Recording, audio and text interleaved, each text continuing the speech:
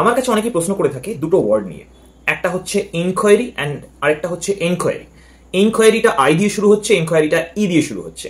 দুটোর মধ্যে সেরকম বড় কিছু ডিফারেন্স নেই, বাট স্লাইট একটা ডিফারেন্স আছে।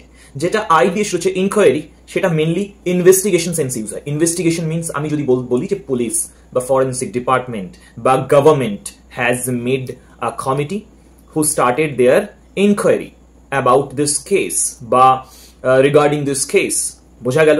এটা হচ্ছে ইনভেস্টিগেশন। বাট এনকোয়ারি যেখানে আমরা বলতে পারছিল general questions related to, like আমি কোনো কলেজের ফর্ম ফিল আপের কোনো এনকোয়ারি করলাম, কিংবা I made an enquiry for the new job postings or the course schedule or the syllabus of any classes or any degrees, like this way. তো বোঝা গেল ইনকোয়ারি যেটা আই দিয়ে শুরু হচ্ছে সেটা মেনলি ইনভেস্টিগেশন, কোর ইনভেস্টিগেশন সেন্সে use হয়, অ্যান্ড যেটা enquiry it's asking some general questions regarding some informations, the not very much grave information, it's a very trivial information regarding like any syllabus, like any schedule, college purposes.